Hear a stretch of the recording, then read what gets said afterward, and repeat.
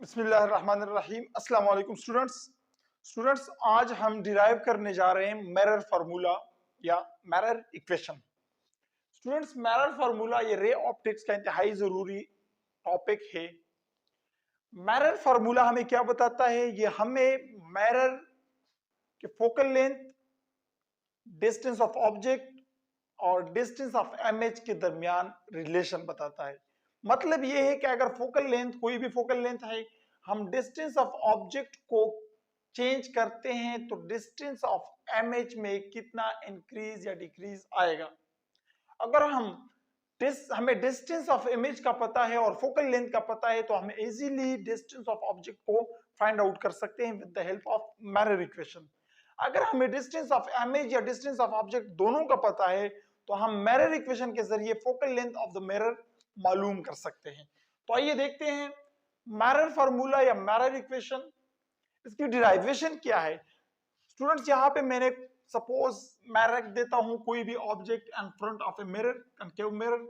कोई भी दो लाइट रे में फॉल करता हूं मिरर के ऊपर। सपोज ये एक लाइट रे जो है फॉल हो रही है पोल के ऊपर, तो ये सेम एसी एंगल के साथ रिफ्लेक्ट बैक होगी। और दूसरी लाइट रे फोकल पॉइंट से मैं पास कर रहा हूं, वो क्या होगी?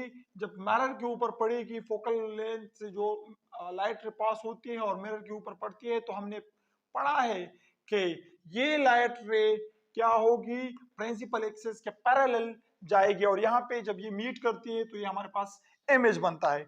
तो स्टूडेंट्स, अगर हम रे नंबर फर्स्ट को देखें, सपोज ये रे नंबर फर्स्ट है, ये जब इधर जाती है, अगर इसके साथ हम देखें ये हमारे पास क्या है, अगर ये सपोज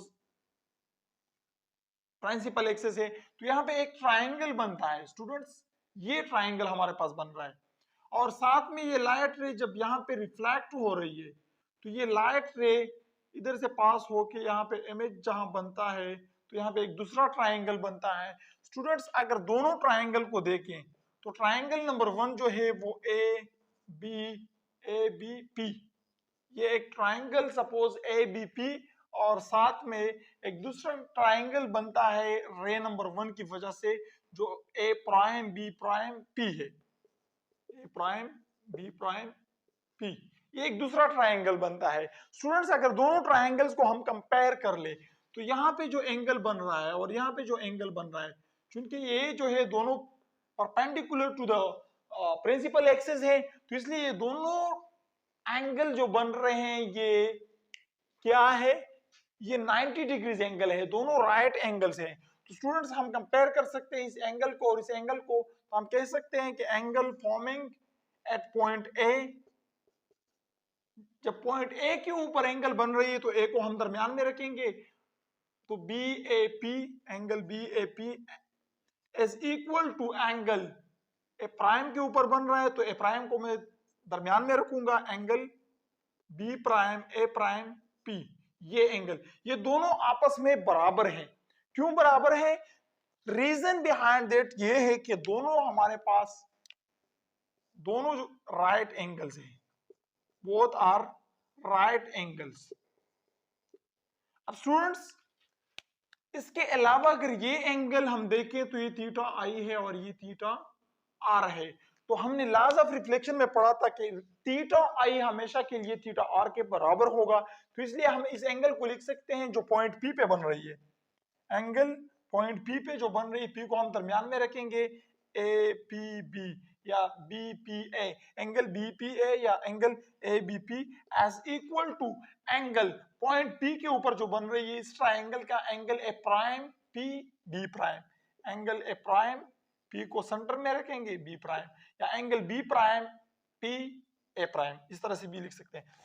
तो ये दोनों बराबर है। क्यों बराबर है? क्योंकि लॉज ऑफ रिफ्लेक्शन में हमने पढ़ा था कि theta I will always be equal to theta R. तो स्टूडेंट्स, ये हम क्यों करते हैं?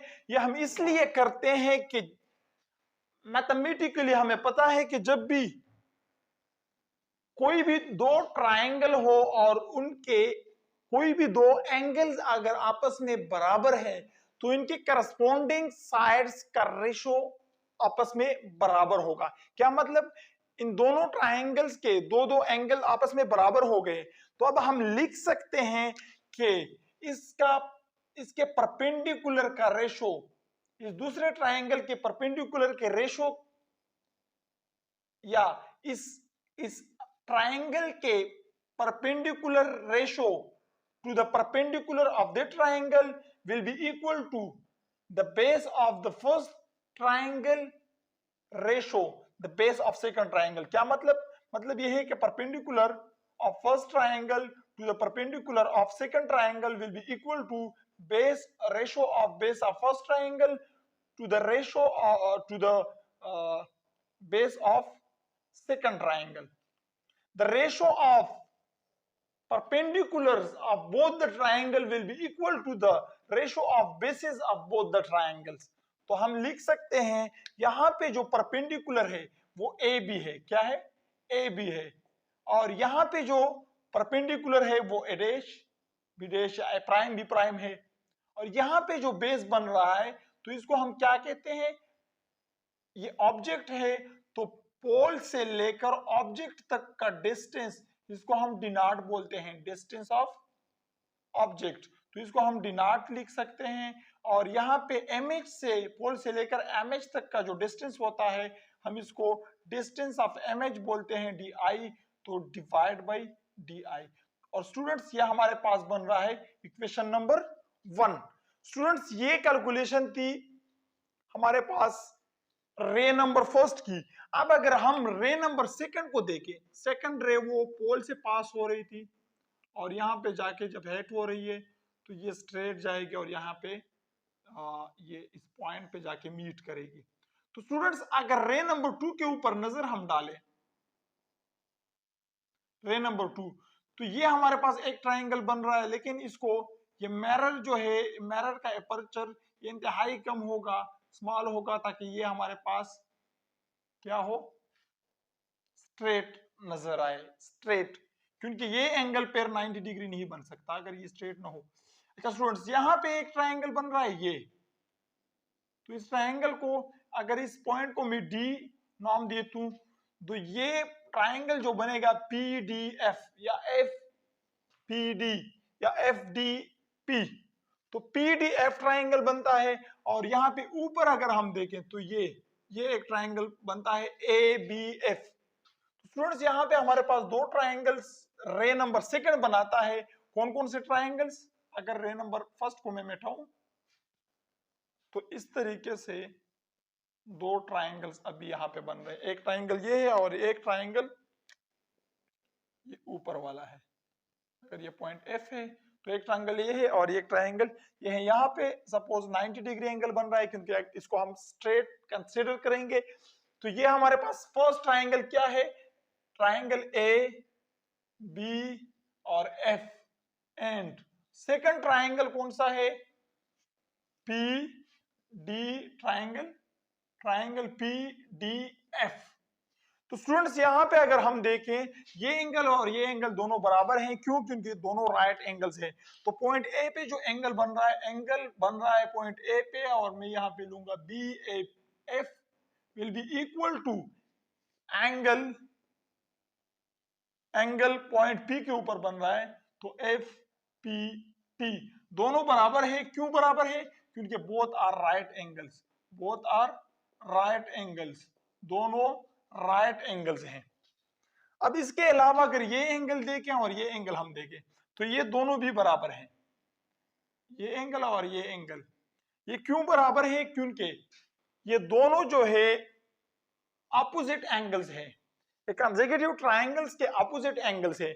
अगर ये ट्राइंगल में इस तरह बढ़ाता हूं, इसके हाइट को अगर मैं इंक्रीज करता हूं, ये इस तरह होता है, तो ये साथ में इसका भी हाइट इंक्रीज होगा, ये एंगल भी साथ में बढ़ेगा। जितना ये एंगल होगा उतना ही ये एंगल होगा। तो इसलिए हम लिख सकते हैं कि एंगल जो एफ के ऊपर बन रही है, angle forming at point F B F A will be equal to angle D F A, D F A. क्यों ये इसके बराबर है, ये इसलिए बराबर है कि both are opposite angles, opposite angles, और मैथमेटिक के लिए हम ऑपोजिट एंगल्स हमारे पास ये बराबर होते हैं। तो अपोजिट एंगल से स्टूडेंट्स यहाँ पे भी वही कंडीशन अब बनेगा कि जब दो ट्राइंगल के, किसी भी दो ट्राइंगल के दो एंगल, करस्पॉन्डिंग एंगल जब बराबर हो तो इनके करस्पॉन्डिंग साइड्स की रेशियो भी बराबर होगी। मतलब यहाँ पे जो परपेंडिकुलर है वो है ए बी, उसका रेशियो लेते हैं इसके परपेंडिकुलर के साथ जो कि है पी डी। ये हमारे पास बराबर है किस चीज की, इसका बेस क्या है, एफ एफ ए रेशो, इसका बेस क्या है P F P F.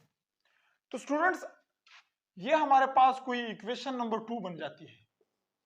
Students इसमें अगर हम देखें तो ये हमारे पास बन रहा है कोई रेक्टेंगल, और रेक्टेंगल के अपोजिट साइड्स बराबर होते हैं, अपोजिट साइड। तो इसलिए पी डी को मैं यहाँ पे इक्वल लेता हूं ए प्राइम बी प्राइम के।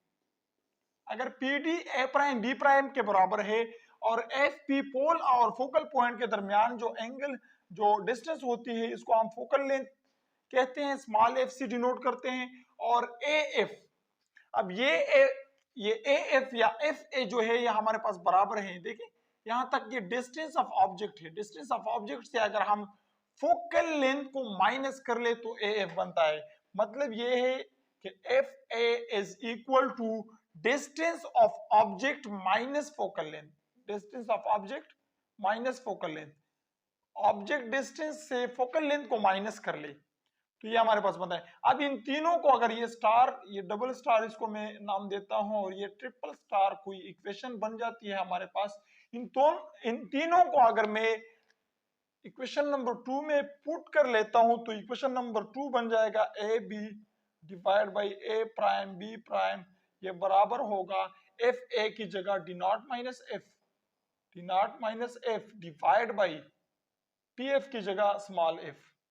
तो ये हमारे पास इक्वेशन नंबर 3 बन जाती है। अब स्टूडेंट्स कंपेयरिंग इक्वेशन 3, 1 एंड 3, अगर 1 एंड 3 को हम कंपेयर करते हैं तो दोनों के लेफ्ट साइड बराबर हैं। सपोज हमारे पास कोई इक्वेशन है 4 is equal to 1 plus 1 plus 1 plus 1, और या 4 बराबर है is equal to 2 plus 2 plus 2। अब दोनों के लेफ्ट साइड बराबर है, यहां पे भी 4 है और यहां पे भी 4 है, तो इनके राइट साइड मस्ट बराबर होंगे। राइट साइड क्या होंगे, मस्ट बराबर होंगे। तो स्टूडेंट्स मैथमेटिकली अगर इक्वेशन नंबर 1 और 3 को हम कंपेयर करें, comparing equation 1 and 3, equation 1 and 3 को अगर हम कंपेयर करते हैं तो दोनों के लेफ्ट साइड बराबर हैं, लिहाजा हम राइट साइड भी बराबर ले सकते हैं। D not divide by D I हमारे पास बराबर होगा डी नॉट माइनस एफ के, और इसके बाद क्रॉस मल्टीप्लीकेशन ले लें, क्रॉस मल्टीप्लीकेशन, अगर हम क्रॉस मल्टीप्लीकेशन दोनों क्या लेते हैं तो क्या बनेगा हमारे पास, ये डी नॉट एफ होगा, डी नॉट एफ बराबर होगा डी आई को D I n2 multiply by D not minus F. अगर ब्रैकेट में हटाता हूं तो ये बराबर होगा डी आई को डी नॉट के साथ मल्टीप्लाई करे, डी आई डी नॉट होगा, और फिर डी आई को एफ के साथ, तो ये डी आई एफ होगा। स्टूडेंट्स अब बोथ साइड्स को हम डिवाइड करते हैं, dividing both sides with D I D not F. ये क्यों करते हैं, ये इसलिए करते हैं कि इक्वेशन में हमारे पास न्यूमरेटर में कुछ भी नहीं है, यहाँ पे भी 1 है, यहाँ पे भी 1 है, यहाँ पे भी 1 है। अब फोकल लेंथ को अगर हम देखते हैं तो फोकल लेंथ डिनोमिनेटर में है, डी नॉट भी डिनोमिनेटर में है और डी आई भी, और ये सारे जो है यहाँ पे इस इक्वेशन में सारे में न्यूमरेटर में है। तो अब सारे न्यूमरेटर में खत्म करने के लिए हम क्या करते हैं, अगर इनको हम न्यूमरेटर से खत्म करते हैं तो इनको हमें डिवाइड करना होगा। किस चीज को, इसको हमें डी नॉट एफ से डिवाइड करना होगा। अब जो चीज हमें इस साइड पे डिवाइड करनी होगी वो इस साइड पे भी हम करेंगे। तो डी नॉट एफ को मैं इधर डिवाइड करता हूं तो इस साइड पे भी डिवाइड करूंगा, D I D not F, और यहां पे भी डी आई, तो यहां पे भी डी नॉट एफ। लेकिन डी नॉट एफ से हमारा काम नहीं बनता क्योंकि यहाँ पे डी आई को भी खत्म करना है, क्योंकि यहाँ पे 1 है तो इसलिए डी आई को भी डिवाइड करना है। अब जब डी आई को इधर डिवाइड करना है तो लिहाजा डी आई को भी इधर डिवाइड करना होगा और यहाँ पे भी डी आई, तो इसलिए हम ये चीज डिवाइड करते हैं बोथ साइड पे। तो यहाँ पे डी नॉट और डी नॉट कैंसिल होगा, एफ को एफ के साथ कैंसिल करेंगे, डी आई के साथ और डी नॉट के साथ, यहाँ पे डी आई के साथ और एफ एफ के साथ। तो स्टूडेंट्स बन जाती है हमारे पास equation 1 over F as equal to 1 over D I बन जाती है 1 over D I as equal to 1 over F minus 1 over D naught. या हम इसको सैंपली अगर मैं डी आई को 1 ओवर डी नॉट को मैं इस साइड पे शिफ्ट करूं तो ये माइनस इधर माइनस है तो वहां पे प्लस बन जाएगा, सिंपली इस साइड पे रह जाएगा 1 over F as equal to 1 over D I और इस साइड से आ गया है प्लस 1 ओवर डी नॉट। तो स्टूडेंट्स ये हमारे पास क्या हो गया, प्रूफ हो गया मिरर फार्मूला या मिरर इक्वेशन। तो इंतहाई इजी है, आसान है, इसमें कुछ भी मुश्किल नहीं है। सिर्फ इतना देखना है कि रे नंबर 1 कौन कौन से हमारे पास रेक्टेंगल ट्राइंगल बनाते हैं और उन ट्राइंगल को हम कैसे कंपेयर कर सकते हैं। फिर रे नंबर 2 के ट्राइंगल्स को हम देखें, डायग्राम को हम अलग अलग से भी बना सकते हैं। स्टूडेंट्स तरीका थोड़ा सा लेंथी है लेकिन इंतहाई आसान है, सारे पॉइंट्स इसमें क्लियर हो जाते हैं। तो उम्मीद करता हूं कि आज के इस लेक्चर से आपने बहुत कुछ सीखा होगा। नोट करिए अगर नोट करना है और इसके ऊपर थोड़ा सा प्रैक्टिस करें तो इंशाल्लाह इसमें कुछ भी मुश्किल नहीं है, आपको आसानी से समझ आ जाएगा। मिलते हैं नेक्स्ट लेक्चर में। अस्सलाम।